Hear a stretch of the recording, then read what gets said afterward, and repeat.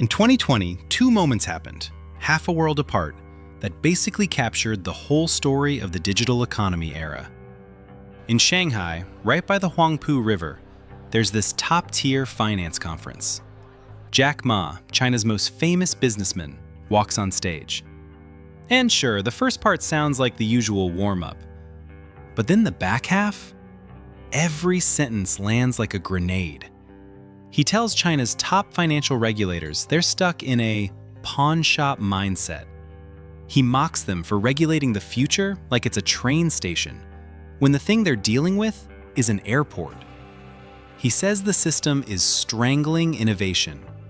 And in that moment, he wasn't just hyping Ant Group's upcoming IPO, what would have been the biggest IPO in human history. He was basically saying, right to the faces of the people at the top, in a digital age, the logic of capital and algorithms should outrank the old logic of regulation. At almost the exact same time, across the ocean in the United States, the Federal Trade Commission sued Meta. The accusation? Meta kept an illegal monopoly by buying Instagram and WhatsApp. People called it the biggest antitrust fight in decades. But even with all the outrage, Meta didn't get meaningfully broken up. The empire stayed intact. The stock kept climbing, up and down, sure, but up. And then, in November 2025, the court dismissed the FTC's case, ruling that Meta didn't violate antitrust law. Now compare that to Jack Ma. Back in Shanghai, Ant was 48 hours away from ringing the bell. Then a red-stamped order came down from Beijing, and the whole thing, an IPO expected to raise about $37 billion, stopped cold. Reports said Xi Jinping personally ordered it halted. So here's the question. Why can politics in China make the most confident business leader bow his head overnight, while the US government, with a mature legal system, can look at a Silicon Valley founder and still not be able to do much? Today, let's strip away the ideology stickers. No dictatorship versus freedom. Let's just look at this through political economy and institutional design, how the machine is built, and what that machine naturally does. To understand why the Ant IPO got stopped, you have to ignore the street gossip. Oh, he offended someone. He angered the wrong person. That kind of thing. The core issue is much more technical and much more terrifying if you're a regulator. High leverage. Ant was using a kind of financial magic, asset-backed securities, ABS, to take about $3 billion in capital and amplify it roughly 100 times, turning it into around $300 billion in loans pushed into the market. That's a leverage level way beyond what traditional banks can do under Basel-style constraints. And from Beijing's perspective, this wasn't innovation. This looked uncomfortably familiar, like 2008, like subprime, like the kind of thing that can blow up an entire system. But the bigger issue, actually the real issue, is that it crossed a political red line. There's a sharp framework one scholar uses. Every society has three forces: political power, social power, and capital power. In China, history put political power at the top. Political power keeps the final word over economic activity, and it reserves the right to jump in during emergencies. No debate, no delay. The Communist Party essentially plays the role of the ultimate guarantor, the one with unlimited liability. If the financial system collapses in a systemic way, the government is expected to catch the falling knife. And if you're forced to carry unlimited responsibility, then, well, of course you insist on having unlimited power to prevent the disaster in the first place. From Beijing's point of view, Ant wasn't just a tech company anymore. It had effectively become a shadow bank. And it held consumer data that was, in some ways, even more detailed than what a central bank has. So when a private company's data power and financial reach start challenging the state's monetary sovereignty and financial stability, the political force, claiming to represent society's overall interest, steps in. Now, when Jack Ma said in Shanghai, "Good innovation doesn't fear regulation, it fears being regulated with yesterday's methods," Americans might hear that and think, classic Silicon Valley swagger, founder energy, TED Talk vibes. But in China, he misjudged what he was actually challenging. He thought he was calling out outdated technology and outdated thinking. But not exactly. He was, in effect, challenging the legitimacy of political power itself. Because if the state allows Jack Ma, capital, to define what good regulation means, that's not just a policy dispute, that's sovereignty slipping. And after that, the response wasn't subtle. Alibaba got hit with about a $2.8 billion antitrust fine. Jack Ma's voting power in Ant got cut from over 50% down to 6.2%. He no longer controlled it. At the same time, state media rapidly pivoted the narrative. Jack Ma went from visionary business hero to the villain, the face of disorderly expansion of capital. And then there's the part that sounds almost unbelievable to Americans. Afterward, the Chinese government started taking around 1% special management shares in subsidiaries of major tech firms, basically a tiny stake that comes with outsized control rights, veto power over certain major decisions. So the government isn't just the referee, it's sitting in the stands and also sitting on the board with a veto button. Now look at the US.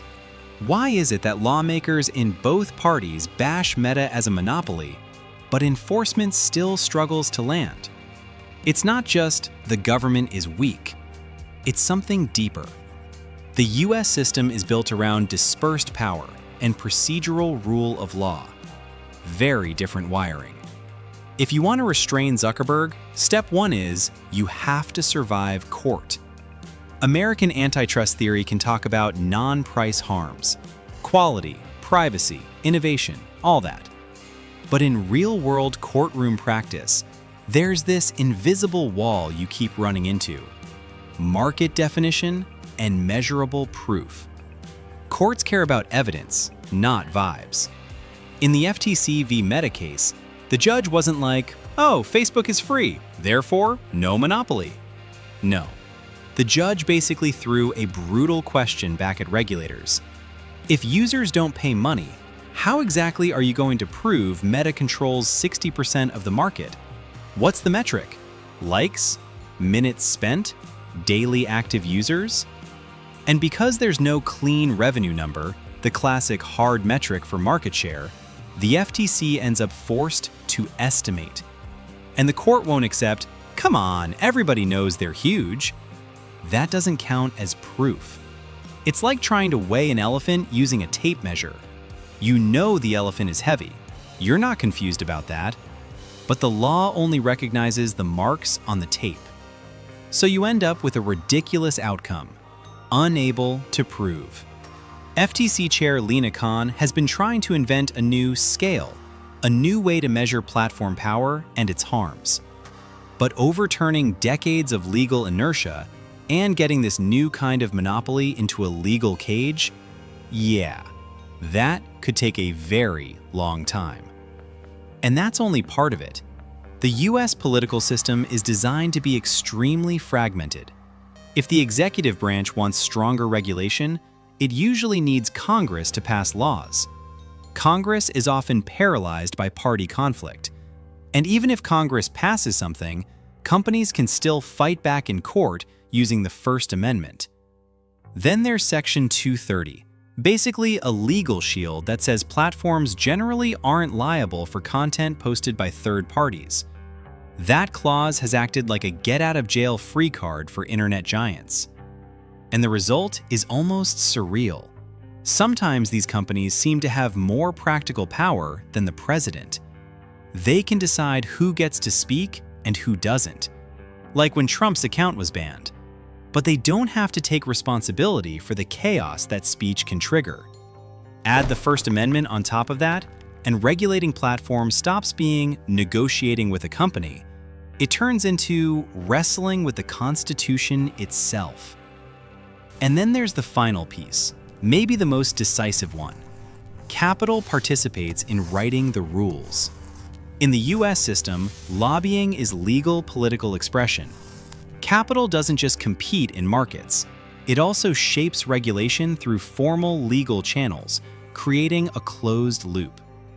In 2020 alone, Meta spent close to $20 million on federal lobbying, a company record at the time. And in 2024, it reportedly set new highs again, nearly $8 million just in the first quarter. So yeah, it's not an exaggeration to say the richest 50 people in America can potentially sway the White House. Whereas in China, even the richest 500 can't meaningfully shake the party's core decisions. So when America can't control Zuckerberg, it's because the system was designed from day one to prioritize limiting government power over controlling market monopoly power. In this system, it's often easier to stop things than to make things happen.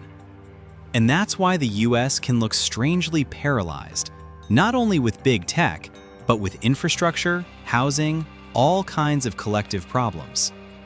Put these two cases side by side, and what you see isn't who's right. It's two different systemic trade-offs. The China model shows astonishing capacity for action.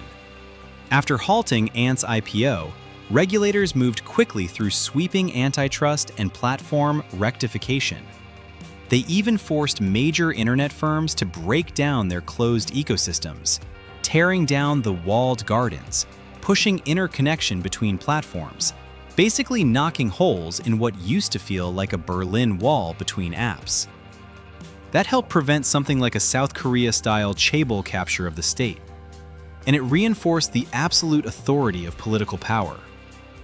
But that same combo punch also scared the golden goose. Over the next 2 years, intense regulation and policy opacity, uncertainty, and I mean the kind of uncertainty that makes CFOs sweat, drove tech valuations down hard. The number of new unicorns dropped sharply. This crackdown wiped out roughly $1.5 trillion in market value across China's tech sector. VCs got more cautious. Founders stopped chasing disruptive innovation and started chasing compliant survival. And when uncertainty becomes the only certainty, capital does what capital always does. It leaves. Or it freezes. Or it lies flat, as people say.